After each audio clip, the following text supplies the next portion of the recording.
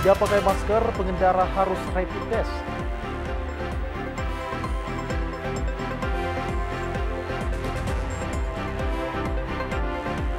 .4.937 warga korban banjir bandang di Luwu Utara.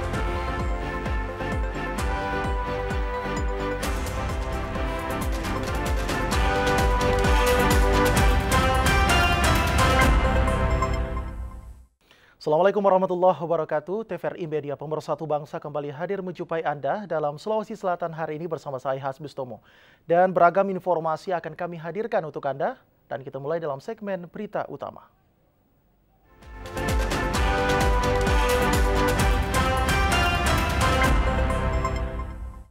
Saudara, sebuah sepeda motor terbakar di SPBU Bungoro, Kecamatan Bungoro, Kabupaten Pangkep saat akan membeli bahan bakar jenis premium. Satu unit motor jenis Suzuki Thunder dikendarai Muhtar Bone, 58 tahun dengan nomor polisi DD 4495BL terbakar di SPBU Bungoro, Kecamatan Bungoro, Kabupaten Pangkep. Dua orang petugas SPBU tampak berusaha memadamkan api yang terus membakar motor menggunakan tabung pemadam. Peristiwa ini terjadi ketika pemilik motor Muhtar hendak membeli bensin premium. Namun kurang lebih 35 meter dari SPBU, pemilik kendaraan menyadari adanya percikan api dari arah bawah motornya. Pemilik kendaraan pun langsung mendorong motornya, namun api sudah membesar. Beruntung, api bisa segera dipadamkan sebelum membesar, sehingga kebakaran tidak meluas.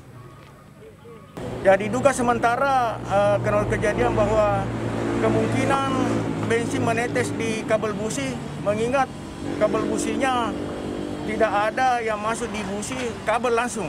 Jadi muncul bunga api sehingga terjadi kebakaran sepeda motor. Untung kendaraan tersebut jauh dari mesin pompa SPBU sehingga bisa dikendalikan sehingga tidak ada korban jiwa, namun ada korban materi satu unit sepeda motor. Saat ini penyebab kebakaran pun belum diketahui dan pihak Polres Pangkep masih melakukan penyelidikan terkait kebakaran ini dan juga mengamankan rangka satu unit motor yang terbakar tersebut. Dari Kabupaten Pangkep, Herman Kamuna, TVRI Sulsel melaporkan. Informasi lainnya, akses jalan darurat yang dibuat pasca kejadian longsor di Kelurahan Batang Barat, Kecamatan Wara Barat oleh masyarakat setempat sangat berbahaya. Kejadian longsor di Jalan Trans Sulawesi antara Toraja Utara dan Palopo sangat berdampak bagi masyarakat terhadap aktivitas yang mengakibatkan putusnya jalan yang menghubungkan dua kabupaten tersebut. Masyarakat yang ingin melintas harus mengantre untuk melintasi jalan darurat yang dibuat. Di sisi lain, masyarakat juga membuat tim untuk menyeberang barang berupa motor dan barang lainnya. Mereka dengan sukarela membantu masyarakat yang ingin melintas. Mereka menggotong kendaraan roda 2 dengan tali seadanya dan juga memikul barang bawaan masyarakat yang ingin melintas. Sukri, salah satu warga, mengatakan bahwa saat ini masyarakat kesulitan mengenai akses jalan. Warga sendiri dengan inisiatif membuka akses darurat untuk dilintasi, namun sangat tidak efektif dan berbahaya. Adapun alat berat saat ini hanya digunakan untuk membuat jembatan gantung, membersihkan sisa-sisa material yang masih berserakan. Jadi upaya yang dilakukan masyarakat saat ini adalah menggotong kendaraan roda 2 dari atas ke bawah. Begitupun sebaliknya. Adapun alat berat yang berada di lokasi itu hanya dilakukan untuk membuat jembatan gantung, membersihkan material longsoran dan pelebaran jalan. Kami harap pemerintah secepat agar kiranya secepatnya menyelesaikan pekerjaan tersebut agar jalur akses Trans Sulawesi dan Toraja Utara berjalan dengan lancar. Warga berharap agar pemerintah dapat membuka akses jalan agar warga di dua kabupaten bertetangga ini dapat dilalui agar perekonomian dapat normal kembali. Dari Toraja Utara, Andi Malarangeng melaporkan. Saudara, pelaksanaan pembatasan pergerakan antar wilayah di Makassar, petugas masih menemukan banyak pengendara yang tidak mematuhi protokol kesehatan, seperti tidak menggunakan masker. Para pelanggar ini pun diminta mengikuti rapid test di tempat dan dihukum push up sambil membaca teks Pancasila. Pelaksanaan pembatasan pergerakan antar wilayah di Makassar, petugas terus melakukan penjagaan dan pemeriksaan ketat terhadap pengendara yang hendak keluar masuk di perbatasan Barombong, Kabupaten Goa, Sulawesi Selatan. Alhasil, petugas masih menemukan banyaknya pengendara yang melanggar dan tidak mematuhi protokol kesehatan, seperti tidak menggunakan masker dan stiker bukti teguran pertama yang berlaku selama 4 hari yang terpasang di kendaraan pengendara. Para pelanggar ini pun selanjutnya diminta petugas untuk mengikuti rapid test di tempat oleh Dinas Kesehatan Kota Makassar. Rapid test dilakukan untuk memastikan pengendara dari luar kota tidak reaktif dan jadi carrier. Selain rapid test, pengendara yang tidak menggunakan masker dan tidak dibekali surat keterangan sehat dan KTP juga dihukum push up sambil membaca naskah teks Pancasila. Karena kita sudah berlakukan sejak hari Selasa penempelan stiker di setiap kendaraan yang sering keluar masuk Kota Makassar, jadi agak lancar pemeriksaan. Jadi sejak pertama penempelan stiker kita lakukan pemeriksaan. Biasanya warga sudah membekali diri dengan surat keterangan bebas COVID dengan ID. Pelaksanaan PPAW, petugas melihat tingkat kepatuhan masyarakat mulai tinggi. Mereka mulai sadar untuk menggunakan masker dan bagi para warga luar Kota Makassar sudah menyiapkan surat tugas dan surat keterangan sehat sebelum masuk ke Kota Makassar. Mustamin Mustari melaporkan. Saudara, relawan dan khususnya masyarakat Masamba harus ekstra waspada karena potensi hujan masih terlihat dalam perakiran BMKG. Untuk itu, BNPB kembali mengimbau kepada pemerintah agar selalu waspada. Berikut konferensi pers yang digelar BNPB bersama instansi terkait melalui Zoom meeting Minggu siang kemarin. Terima kasih Bapak Deputi. Selanjutnya kami dari Pusat Data, Informasi dan Komunikasi Publik akan menyampaikan update terakhir kejadian di Luwu Utara. Demikian kondisi yang kami dapatkan dari drone yang telah dilakukan oleh teman-teman tim yang ada di lapangan dari BNPB. Sebelum dan setelah nanti akan disampaikan lebih lanjut dari lapangan, tapi ini adalah kondisi yang lebih detail. Kira-kira ada peralihan fungsi lahan. Next. Demikian sejarah atau histori dari kejadian perubahan pengalihan lahan yang belum ada galian, kemudian ada galian dan seterusnya. Dan ada beberapa yang sudah tertutup oleh vegetasi, artinya sudah ada upaya untuk melakukan perbaikan lahan. Dan ini adalah data langsung yang kami dapatkan. Baik, terima kasih. Assalamualaikum warahmatullahi wabarakatuh. Selamat sore, salam sejahtera untuk kita semuanya. Izinkan kami dari Kementerian Kesehatan menyampaikan beberapa hal terkait dengan upaya kesehatan yang telah dilakukan untuk penanganan bencana di Luwu Utara. Upaya kesehatan yang telah dilakukan ini dikoordinir oleh Kepala Dinas Kesehatan Kabupaten Luwu Utara, dilakukan juga bersama provinsi maupun tim dari Kementerian Kesehatan. Dilakukan dengan tetap menerapkan protokol kesehatan. Karena apa? Karena saat ini kita tidak hanya berhadapan dengan bencana alam, namun saat ini juga kita berhadapan dengan bencana pandemi COVID-19. Saat ini sudah dilakukan aktivasi pos klaster kesehatan untuk penanggulangan bencana. Juga telah dilakukan aktivasi tim gerak cepat oleh Dinas Kesehatan Kabupaten Luwu Utara. Juga kita dari Kementerian Kesehatan bersama Provinsi dan Kabupaten telah melakukan rapid health assessment atau penilaian cepat terhadap pelayanan kesehatan yang ada di Kabupaten Luwu Utara. Kemudian kita juga telah melakukan evakuasi korban luka maupun pelayanan medis bagi korban di Luwu Utara. Membuka pos pelayanan kesehatan di lokasi pengungsian, mengkoordinir bantuan personil dan logistik kesehatan, pembagian masker kepada pengungsi, walaupun kita tahu bahwa saat ini di Luwu Utara kendala utama adalah ketersediaan dari logistik masker. Ibu Bapak, paling tidak saat ini yang terdata ada 16 tim relawan yang mendaftarkan diri untuk menjadi relawan di Kabupaten Luwu Utara. Dalam bencana kali ini, pengendalian COVID adalah menjadi keseriusan kami. Karena apa? Karena di Luwu Utara juga kita tidak menginginkan adanya perkembangan jumlah kasus baru COVID-19. Cukup banyak saat ini tenaga kesehatan yang datang ke Kabupaten Luwu Utara. Dan ini harus menjadi perhatian bersama. Untuk itu kami dari Kementerian Kesehatan, dari BNPB juga akan mengirim rapid test dalam jumlah yang cukup kepada Kabupaten Luwu Utara. Semua tenaga kesehatan harus menerapkan protokol kesehatan termasuk aturan menjaga jarak. Ini memang hal yang tidak mudah, tetapi ini harus kami lakukan.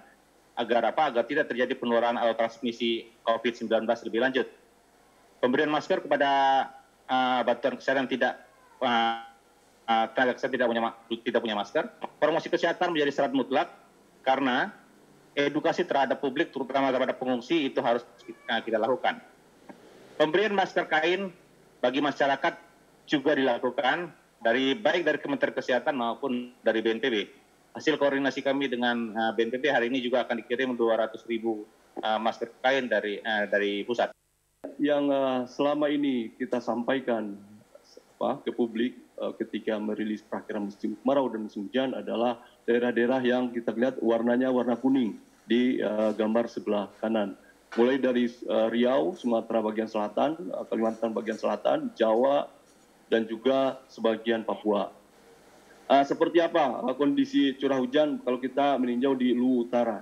Luwu Utara seperti yang kami tampilkan di gambar sebelumnya adalah daerah yang curah hujannya hampir tinggi sepanjang tahun. Kalau kita lihat secara grafis yang sebelah kanan itu, yang warna hitam, yang garis itu adalah curah hujan dasarian per 10 harinya. Jadi hampir sepanjang tahun curah hujannya di atas 50 mm. Ya, memang secara ketika ada event-event atau fenomena global, curah hujannya bisa turun, tetapi secara rata-rata dia di atas 50. Ini kalau kita bandingkan pada saat El Nino 2015, yaitu yang warna merah, bisa turun di bawah itu, tetapi secara rata dia tinggi. Dan puncak hujan untuk daerah Masamba ini adalah di akhir Maret sampai akhir Juni, kalau kita lihat dari data historinya. Pada kasus kemarin, tanggal 13 Juli, sebenarnya curah hujan yang diamati dari titik pengamatan di permukaan itu tidak tinggi di 13 Juli. Berada pada kriteria di bawah rendah, ya, di bawah 50 mm dalam 10 hari. Tetapi curah hujan sebelumnya, tanggal 12 Juli, itu sudah tinggi, di atas 50 mm dalam 10 hari. Jadi curah hujan atau banjir di Masamba ini bukan hanya diakibatkan oleh hujan yang turun pada tanggal 13 Juli, tetapi juga akumulasi dari hujan yang turun di hari-hari sebelumnya. Hal yang sama juga tercermin dari pengamatan dari satelit. Ya. Jadi kita membandingkan, menambah informasi analisis permukaan kita dengan data satelit. Kami dari Kementerian PUPR, jadi pada saat ini di lapangan sedang beroperasi secara full, ekskavator 10 unit, bulldozer 4 unit, dan dump truck 29 unit yang disuplai oleh balai kita di sana, Balai Besar Wilayah Sungai Pompangan Jenebrang, dalam rangka upaya untuk segera bisa membuka jalan akses yang terputus rencana jangka pendek yang harus segera dilakukan di lapangan. Yang pertama adalah, seperti tadi kami sampaikan, membuka jalan akses yang terputus. Ini akan dilakukan secara koordinasi oleh Balai Besar Wilayah Sungai kita di sana dan Balai Pengembangan Jalan Nasional. Kemudian adalah yang terpenting juga pengeringan lokasi, karena ternyata di lokasi saat ini ada semacam air yang terjebak, jadi tidak bisa secara alami surut, sehingga harus dilakukan rekayasa untuk bisa mengalirkan air, apakah dengan pipa, pompa, atau dengan drainase baru. Jadi ini kedua hal ini target selesai hari ini, semoga bisa terselesaikan, tergantung kondisi di lapangan yang sangat dinamis. Kemudian yang berikutnya adalah dari Kementerian PUPR akan melakukan pengukuran trase dan topografi sungai-sungai yang terdampak bencana ini.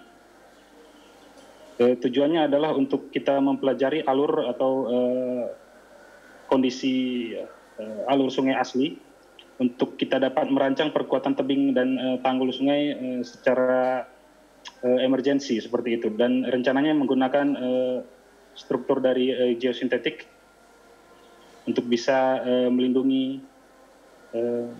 sungainya, tebing sungainya secara cepat. Dan ini target selesai dalam 2 minggu ke depan. Demikian yang dapat kami sampaikan. Terima kasih. Saudara, banjir bandang yang memporak-porandakan Masamba menjadi duka mendalam bagi para korban dan masyarakat Sulawesi Selatan. Nah, bagaimana pengalaman pertama jurnalis TVRI Sulawesi Selatan Akmal Idrus yang terjun secara langsung menyaksikan dampak banjir bandang tersebut? Berikut wawancara singkat yang telah kami rekam untuk Anda. Yang pertama, pada saat mendapat tugas untuk meliput ke Masamba sebagai salah satu lokasi bencana, tentunya sedikit khawatir karena meliput bencana dengan liputan yang lain pasti berbeda dan ada konsekuensi dan hal-hal yang mungkin belum bisa kita prediksi. Dan tentu saja karena tanggung jawab pekerjaan dan sudah menjadi risiko kita sebagai jurnalis, mau tidak mau kita harus selalu siap dengan kondisi apapun dan juga medan apapun sih. Jadi pertama kali tiba di Masamba, saya turun di salah satu posko induk yang berada di Kecamatan Rada. Jadi Kecamatan Rada itu adalah salah satu kecamatan yang paling parah terdampak banjir bandang. Jadi tidak jauh dari lokasi posko itu ada jembatan Rada yang lokasinya bisa dibilang sangat-sangat mengerikan karena banjir bandang yang dari gunung itu lebih sampai menutup aliran sungai. Jadi kalau kita lihat jalanan yang ada itu lebih rendah dan sungainya lebih tinggi karena banyaknya material lumpur dan juga pohon-pohon. Nah, dari Kecamatan Rada atau jembatan yang pertama ke jembatan yang kedua itu sudah dipenuhi banjir bandang atau sisa-sisa banjir sehingga itu sudah tertutup dan saya lihat di situ memang sudah sangat parah dan kita pun tidak bisa lewat ke jalur tersebut.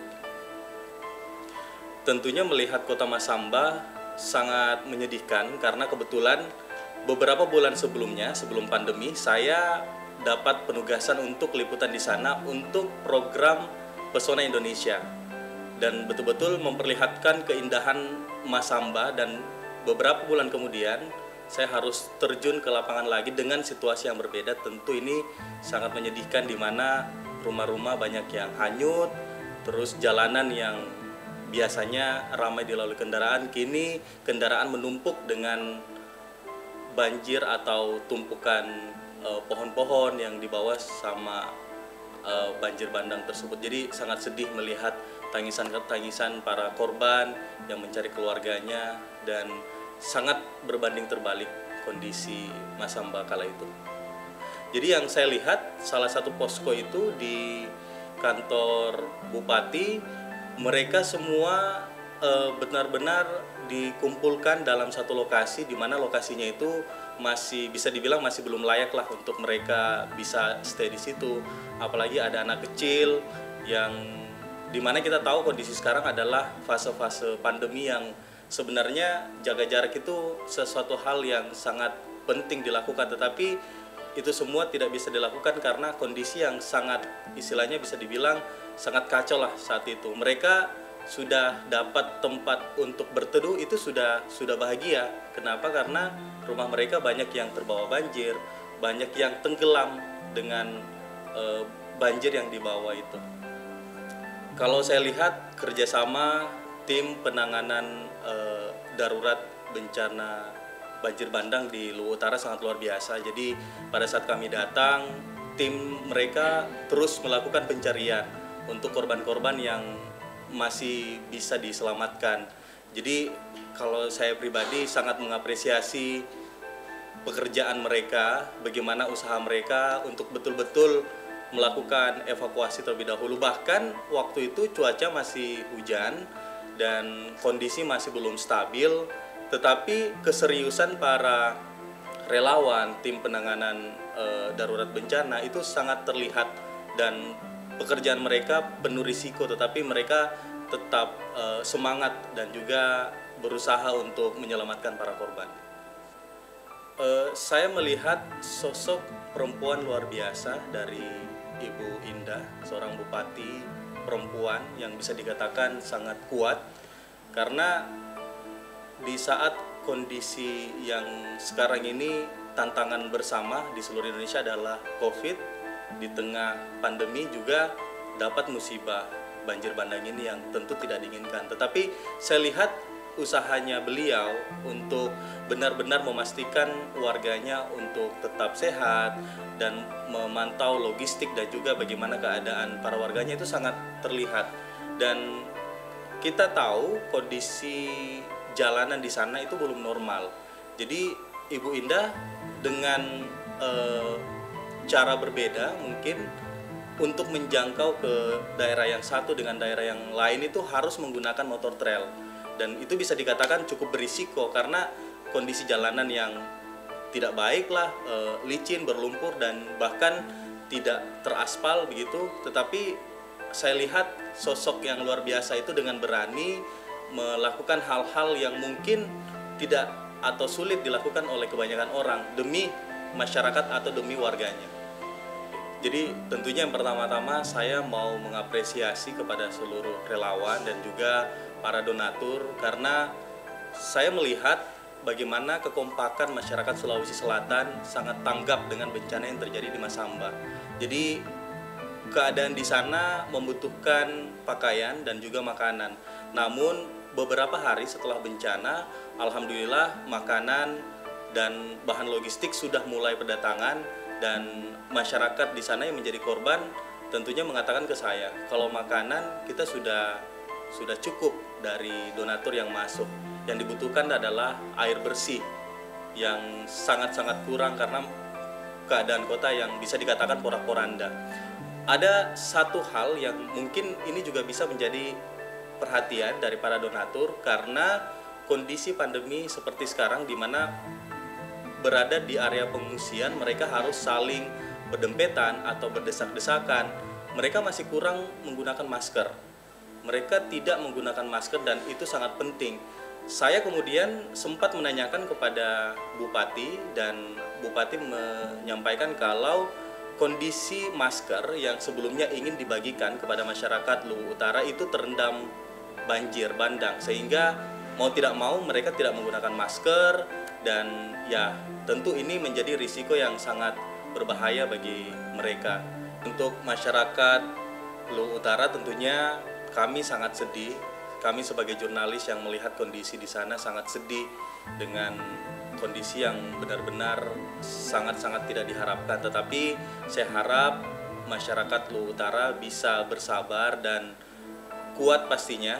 Ini adalah cobaan dan kita percaya bahwa dengan segala upaya yang dilakukan oleh pemerintah berkoordinasi dengan pihak-pihak terkait, Luwu Utara bisa kembali bangkit, masyarakatnya bisa kembali beraktivitas dan saya harap sih semoga masalah ini atau musibah ini bisa cepat berlalu dan kita juga membantunya. Para korban ini benar-benar bukan hanya sebatas memberikan makanan dan juga minuman tetapi sampai kepada pemulihan karena untuk sampai pada tahap pemulihan yang secara keseluruhan saya rasa ini membutuhkan waktu yang cukup lama. Informasi selanjutnya akan kami hadirkan setelah jeda berikut ini. Tetaplah bersama kami.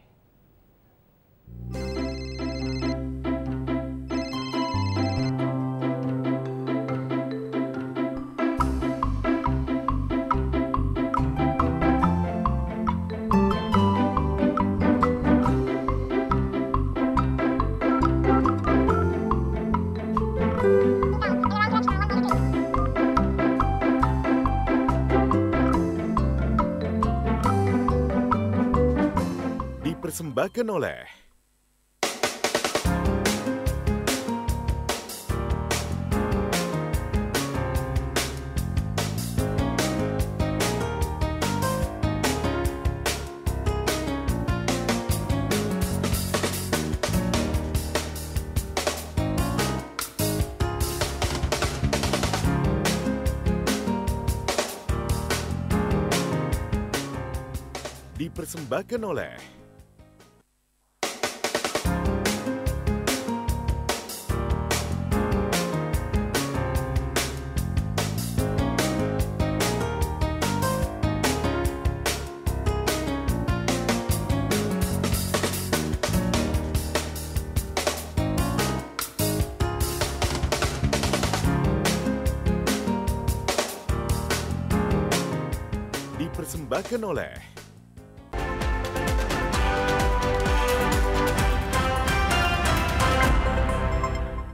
Terima kasih Anda masih bersama kami, saudara. Di tengah kompetisi dan dinamika peradaban yang kian sengit, sinergitas universitas dan alumni menjadi elemen penting untuk meningkatkan reputasi universitas di mata masyarakat.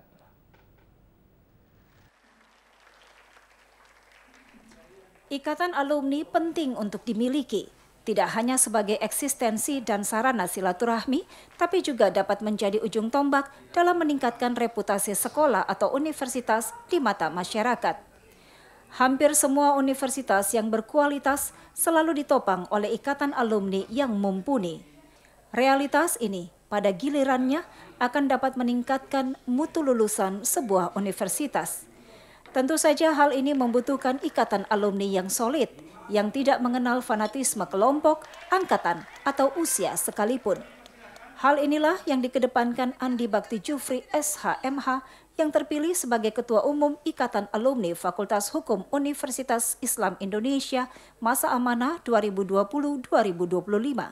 Prinsipnya, semua untuk satu, satu untuk semua mulai terlihat sejak proses pemilihan, di mana untuk pertama kalinya Ketua Umum IKFH UMI Makassar terpilih secara aklamasi oleh para alumni dari 44 angkatan, mulai dari angkatan 1973 sampai dengan angkatan 2016.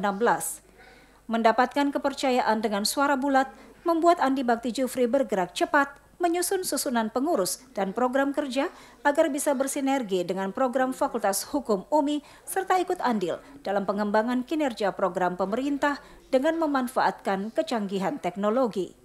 Dari awal ini saya terpilih menjadi Ketua IK UMI periode 2020-2025. Yang pertama adalah bagaimana saya bisa membentuk tim formatur kemudian menyusun pengurus yang betul-betul ingin bekerja sama, betul-betul ingin mengabdi, karena di sini membutuhkan pengabdian saja.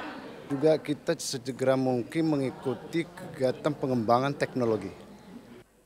Pengukuhan dan pengesahan Andi Bakti Jufri sebagai Ketua Umum Ikatan Alumni Fakultas Hukum Universitas Muslim Indonesia masa amanah 2020-2025 dilakukan oleh Dekan Fakultas Hukum UMI, Profesor Dr. Haji Said Sampara SHMH pada 18 Juli 2020. Ingrid Herman, Aco Hafid melaporkan. Saudara, karena kepedulian bagi para korban banjir bandang Masamba di Kabupaten Luwu Utara, dilakukan gerakan peduli Masamba dengan berjualan air zam-zam. Kegiatan peduli Masamba dengan air zam-zam dilakukan salah satu biro travel selama 3 hari, dimulai sejak tanggal 16 Juli 2020. Hari ini, kegiatan dilakukan di depan Masjid Muhammad Cheng Ho di Jalan Tun Abdul Razak, Kabupaten Goa. Ide mengumpulkan donasi dengan berjualan air zam-zam dilakukan karena saat ini air zam-zam sulit diperoleh akibat ditiadakannya umroh dan haji selama pandemi COVID-19. Biasanya air zam-zam dijual dengan harga Rp25.000 per 250 mil, namun untuk kegiatan peduli Masamba, air zam-zam dapat diperoleh tanpa patokan harga. Artinya, masyarakat dapat membayar berapapun sebagai sumbangan sukarela. Relawan menyediakan 100 botol air zam-zam per hari. Kami kenapa memilih air zam-zam? Karena kami tidak ingin meminta langsung. Kami ingin ada kayak semacam menarik kegiatannya menarik buat para donasi, sehingga para donasi itu juga mendapatkan berkah dari air zam-zam, juga mendapatkan pahala dari donasi tersebut. Secara tidak langsung mereka berdonasi. Selain hasil penjualan air zam-zam, sumbangan juga diperoleh dari donasi uang tunai yang diberikan langsung oleh para donatur dan barang kebutuhan sehari-hari serta bahan makanan. Dengan berjualan air zam-zam yang saat ini sulit diperoleh, diharapkan kegiatan ini dapat menarik minat masyarakat untuk berdonasi bagi korban banjir Masamba. Ingrid Herman, Aco Hafid melaporkan. Saudara, anggota legislator DPRD Makassar fraksi PKS Andi Hadi Ibrahim Baso ditetapkan tersangka oleh polisi Polrestabes Kota Makassar terkait kasus pengambil jenazah COVID-19.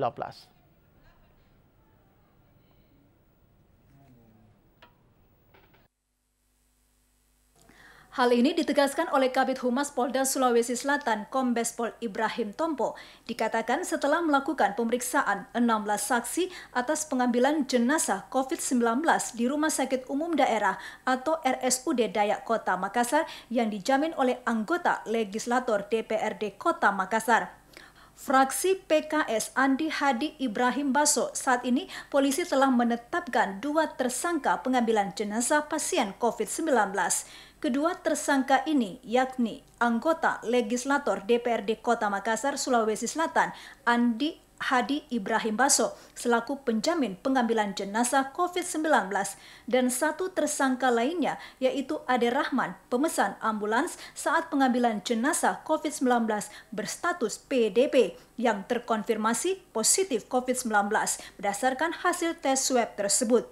Penetapan kedua tersangka tersebut dilakukan berdasarkan hasil gelar perkara yang dilakukan pekan lalu. Berikut kelengkapan dua alat bukti yang cukup. Kendati telah menetapkan dua tersangka dalam kasus itu oleh Polisi Polrestabes Kota Makassar, Sulawesi Selatan yang menangani kasus tersebut belum melakukan penahanan terhadap keduanya dengan dalih masih kooperatif. Karena kita tidak boleh berasumsi. Nanti dari hasil beberapa pendalaman yang kita lakukan nanti kita lihat siapa-siapa yang melanggar hukum, ya itu yang akan kita proses. Yang bersangkutan juga kan ada mekanisme. Nah, kemudian pada sampai saat ini masih kooperatif lah. Dipanggil masih datang.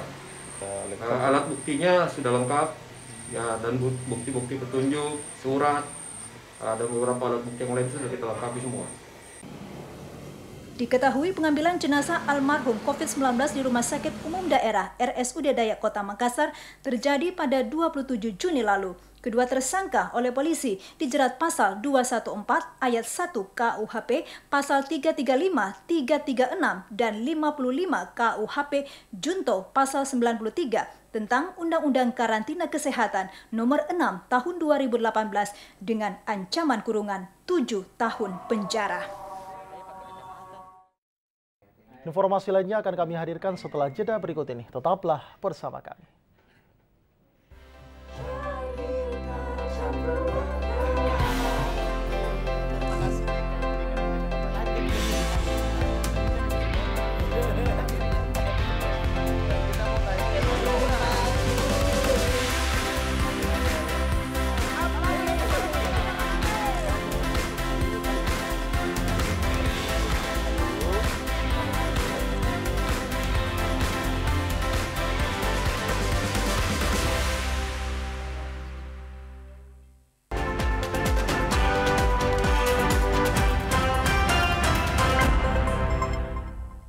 Anda masih bersama kami dan saudara, kita lanjutkan informasi lainnya.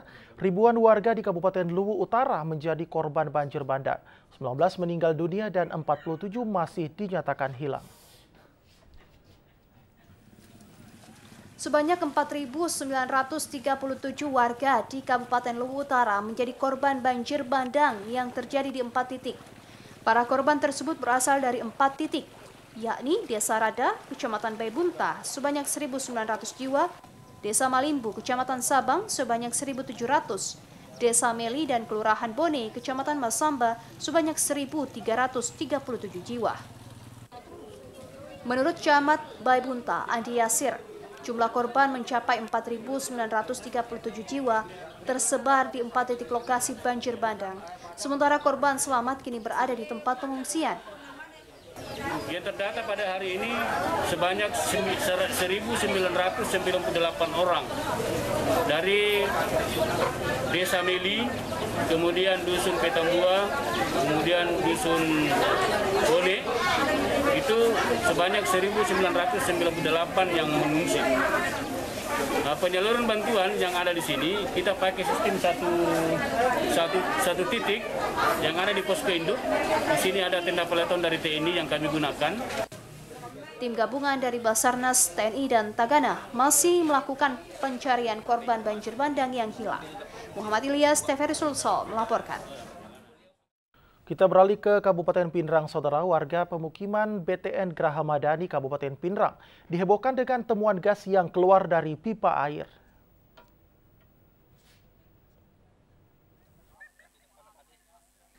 Menurut warga Zainuddin, warga mengetahui adanya gas keluar pada pipa air setelah tukang sumur bor merasakan bau gas di ujung pipa saat air dari sumur bor keluar. Warga yang juga merasakan bau gas mencoba membuktikan bau gas dengan membakar kertas, karung plastik, dan kayu di ujung pipa yang seketika mengeluarkan api. adanya gas yang berada di BTN Graha Madani, Kelurahan Benteng, Kabupaten Pindrang, warga segera melaporkan kepada Kepolisian Polres Pindrang dan Dinas Lingkungan Hidup Pemerintah Kabupaten Pindrang untuk melakukan peninjauan keberadaan gas tersebut. Namun pihak Kepolisian Polres Pindrang dan Dinas Lingkungan Hidup Pindrang belum menyampaikan penyebab temuan gas dari sumur bor. Kalau kami khawatir kan karena belum ada penanganan yang pasti begitu. Iya.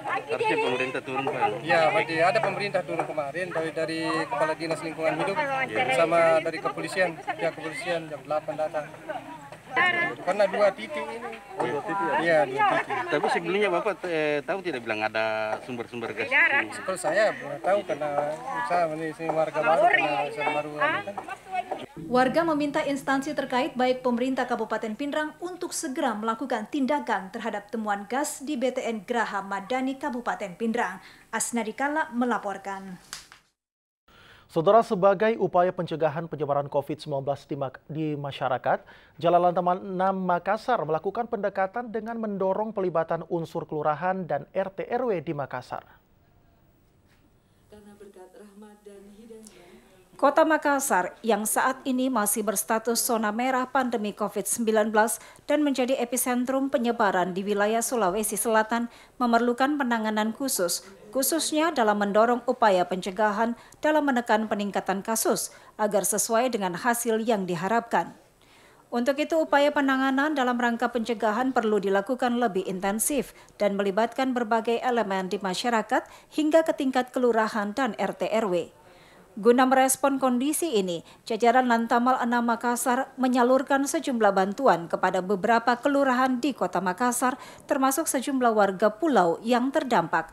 Bantuan ini terdiri dari bantuan alat pelindung diri, peralatan disinfektan, masker, serta kegiatan penyemprotan yang dilakukan secara langsung oleh personil di lingkungan masyarakat sekitar. Hal ini ditekankan Komandan Lantamal 6 yang disampaikan Wadan Lantamal 6, Kolonel Laut P. Baroyo Eko Basuki di sela penyerahan bantuan secara simbolis di Mako Lantamal 6 Makassar. Menurutnya, berbagai bentuk bantuan yang disalurkan dalam rangka bakti TNI Angkatan Laut ini diharapkan mampu meringankan beban masyarakat yang terdampak bencana non-alam, yakni pandemi COVID-19. Di samping itu, minggu yang lalu kita juga sudah melaksanakan kegiatan edukasi kepada usia dini pada anak-anak sekolah baik SD, SMP, SMA maupun pemuda bagaimana kita menghadapi, menanggulangi COVID-19 ini. Kegiatan bakti TNI ini adalah juga untuk meringankan beban masyarakat. Mewakili warga menyampaikan penghargaan dan terima kasih kepada pihak Lantamal 6 atas bantuan yang diberikan berupa alat semprot dan wastafel dan berupa pembagian masker dan ada juga beberapa pembagian sembako.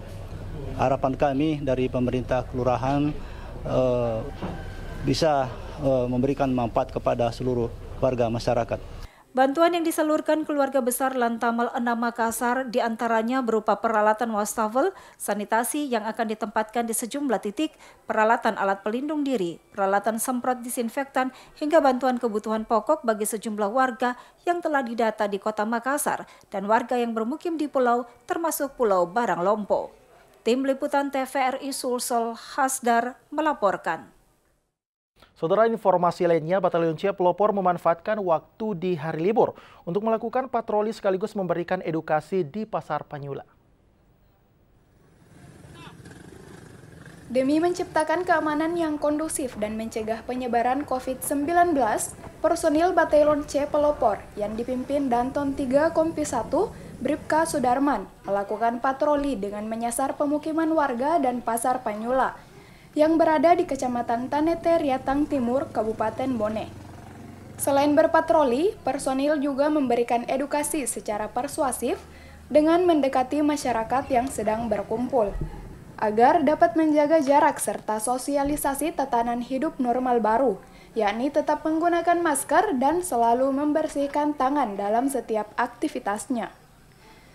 Selain berpatroli dan memberikan edukasi tentang tatanan hidup normal baru, juga personil Batailon C Pelopor menyampaikan beberapa himbauan pemerintah provinsi maupun kabupaten jelang perayaan Hari Raya Idul Adha.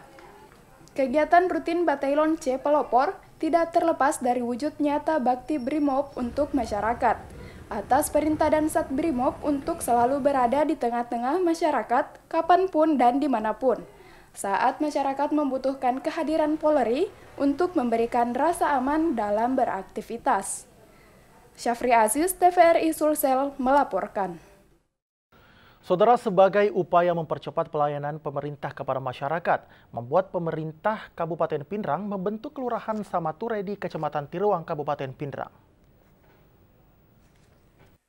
Bupati Pindrang, Andi Irwan Hamdi mengatakan demi kelancaran roda pemerintahan dalam pelayanan masyarakat di tingkat kelurahan, sehingga dibentuk Kelurahan Samaturue karena tingkat pertumbuhan penduduknya setiap tahun selalu bertambah. Sementara Kepala Biro Pemerintahan dan Otonomi Daerah Provinsi Sulsel, HB Ambarala mengatakan pembentukan Kelurahan Samaturue di wilayah Kabupaten Pindrang sudah lama direncanakan pemerintah Kabupaten Pindrang, diusulkan ke pemerintah Provinsi Sulsel. Karena kondisi perkembangan penduduk yang terus meningkat, sehingga tim pemerintah dan otonomi daerah pemerintah Provinsi Sulsel melakukan pemantauan secara menyeluruh semua aspek, maka tahun ini baru dibentuk.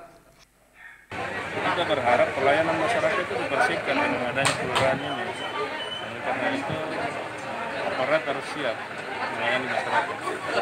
Jelas ini melalui institusi. Ada berapa kelurahan yang dibekarkan itu? Baru satu. Satu untuk wilayah Kabupaten Pindrang.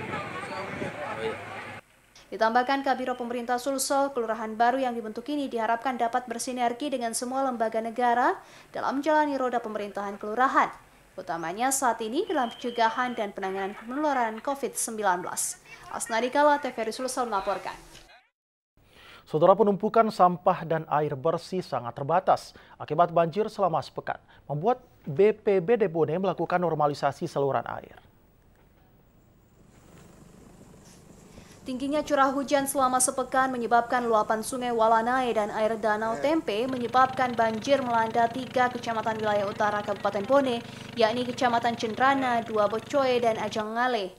Badan Penanggulangan Bencana Daerah Kabupaten Bone bersama TNI, Polri, dan masyarakat melakukan kegiatan normalisasi saluran air dari penumpukan sampah agar memperlancar aliran air bersih. Banjir selama sepekan ini berdampak cukup parah diantaranya di Desa Pakasalo, Desa Kampoti, dan Desa Pacube, di mana akses jalan tersebut terhambat, utamanya bagi warga yang menggunakan kendaraan. Terpaksa hanya bisa menunggu surutnya air untuk bisa melanjutkan perjalanannya. Selain kegiatan normalisasi saluran air dari tumpukan sampah, juga beberapa organisasi masyarakat seperti Paskas telah menyalurkan bantuan sembako yang langsung dibagikan kepada masyarakat dengan menggunakan perahu motor. Syafri Aziz, TVRI Sulsel melaporkan. Demi terciptanya keselamatan pengendara yang melintas di jalan berlubang, personil kepolisian Satuan Lalu Lintas Polres Pindrang berinisiatif menimbun sejumlah titik jalan berlubang di sepanjang Jalan Trans Sulawesi, Kabupaten Pindrang dengan Kabupaten Sidrap. Personil kepolisian Satuan Lalu Lintas Polres Pindrang berinisiatif melakukan aksi sosial dengan menimbun jalan berlubang menggunakan tanah dan batu kerikil di sejumlah titik. Kasat Lantas Polres Pindrang AKP Darmawati mengatakan aksi ini menjadi bentuk kepedulian terhadap pengendara yang melintas di Jalan Trans Sulawesi. Apalagi jalan berlubang sering menjadi pemicu kecelakaan lalu lintas yang tidak jarang menimbulkan korban jiwa. Aksi ini pun mendapat apresiasi dari masyarakat yang sering melintas di jalan ini, sehingga dapat mengurangi angka kecelakaan, terlebih Jalan Trans Sulawesi yang minim penerangan lampu jalan. Dijelaskan Kasat Lantas Polres Pindrang, dengan ditimbunnya jalan berlubang diharapkan dapat memberi rasa aman para pengendara yang melintas di jalan setiap saat, utamanya pada malam hari. Timbunan jalan berlubang atas inisiatif kami semua dari Satlantas Polres Pindrang dengan tujuan untuk mengurangi dan mencegah terjadinya laka lantas dan untuk memberikan rasa nyaman terhadap pengguna jalan. Personil yang dilibatkan 5 personil Pak dari Satuan Lalu Lintas Polres Pindrang. Aksi penimbunan jalan berlubang akan terus dilakukan dan meminta pengendara diminta untuk tetap berhati-hati melintas di jalan dengan mematuhi aturan berlalu lintas dan tetap menjalankan protokol kesehatan. Asnadi Kala melaporkan. Saudara, kegiatan belajar mengajar secara daring bukan hanya menjadi tantangan bagi siswa, namun guru harus tetap bekerja profesional mengajar muridnya untuk keberlangsungan pembelajaran di masa pandemi. COVID-19 membuat banyak hal yang terpaksa harus berubah. Salah satunya, proses belajar mengajar siswa yang kini harus beralih menjadi daring atau online. Perubahan ini membuat guru harus merubah metode mengajar yang tetap menarik dan kreatif agar mampu mencapai tujuan pembelajaran meski dilakukan tanpa tatap muka fisik. Seorang guru harus membuat materi ajar yang ringkas untuk memudahkan siswa dalam mencerna materi yang diberikan.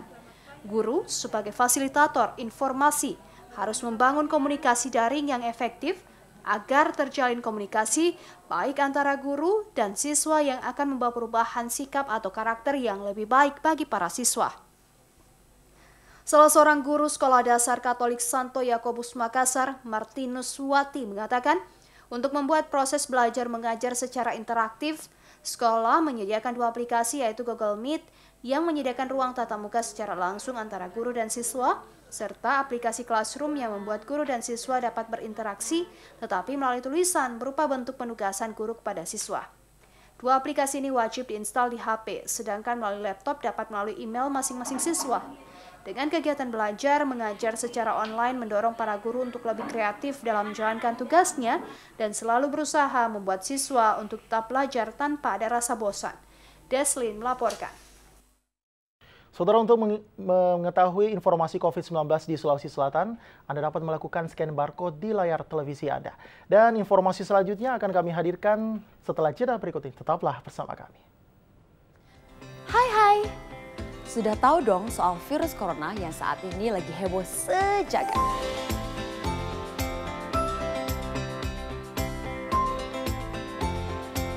Virus corona atau yang dikenal juga dengan novel coronavirus adalah virus baru penyebab penyakit saluran pernafasan. Virus ini masih satu keluarga dengan virus penyebab SARS dan juga MERS yang sangat disayangkan sampai saat ini belum tersedia vaksinnya. Jadi kita perlu waspadai gejala klinisnya. Gejala klinis virus corona diantaranya adalah demam, batuk, gangguan pernafasan, sakit tenggorokan, letih, dan juga lesu. Mudah, lakukan 3 langkah cegah. 1. Tutup mulut saat bersin atau batuk, kalau perlu menggunakan masker ya. 2. Cuci tangan hingga bersih menggunakan sabun atau menggunakan cairan antiseptik. 3. Jaga kesehatan dengan perbanyak mengkonsumsi buah dan sayur, serta hindari mengkonsumsi daging setengah matang dan rutin berolahraga.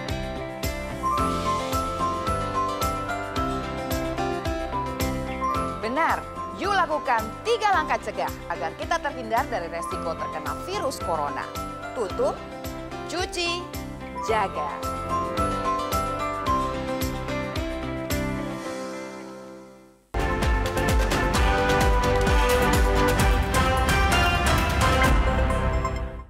Terima kasih Anda masih bersama kami dan kita lanjutkan informasi lainnya dalam segmen Rona-Rona. Nah, saudara, destinasi alam yang indah dengan 2 titik aliran air terjun terletak di Desa Patimpa, Kabupaten Bone, menarik para wisatawan. Berada sekitar 5 km dari pusat kota Watampone, air terjun Tapali terlihat sangat alami, dipenuhi pepohonan yang rindang serta air jernih dan sejuk, menjadi pilihan wisata akhir pekan masyarakat. Air terjun Tapali adalah salah satu air terjun di Kabupaten Bone.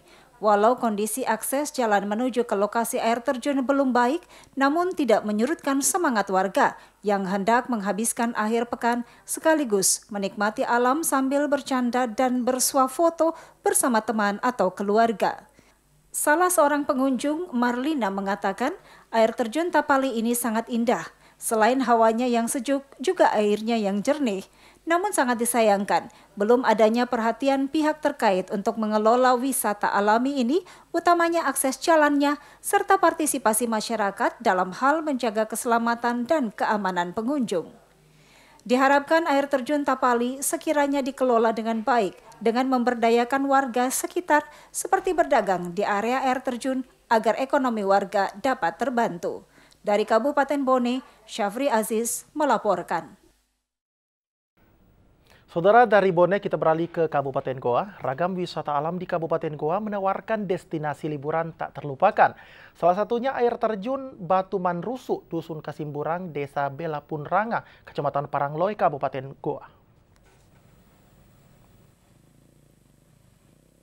Kabupaten Goa menyimpan sejuta pesona yang tersembunyi dan masih banyak belum diketahui akan keindahannya oleh orang banyak.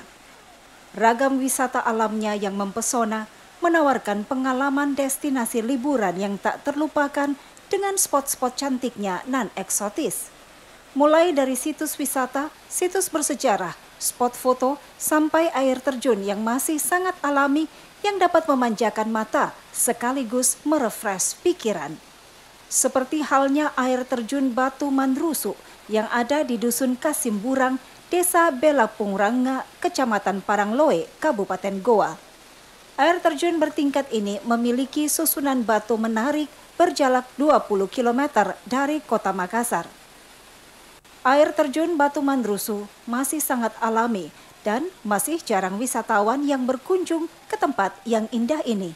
Selain kurangnya promosi, untuk dapat sampai ke air ini, para pengunjung harus melewati jalan berbatu dan menuruni jalan setapak yang lumayan terjal. Air terjun setinggi 20 meter ini memiliki susunan batu yang tersusun rapi secara alami. Air yang mengalir juga sangat jernih, udaranya sejuk dan segar, serta memiliki panorama alam yang sangat mempesona di sekitarnya. Apa saran tak kepada pemerintah, terutama untuk pengelolaan daerah objek wisata ini? Kebersihan perlu diperhatikan, ya, karena kami melihat bahwa di sini sebenarnya cukup bagus, hanya sampah-sampah masih dibicarakan, padahal sangat-sangat bagus jika dikembangkan. Masih sangat alami, perlu dipercantik lah, perlu tangan-tangan dinas pariwisata untuk lebih mempercantik taman wisata, tempat wisata ini. Oh, kendalanya di sini utamanya jalan, Pak, jalan dengan sarana parkir.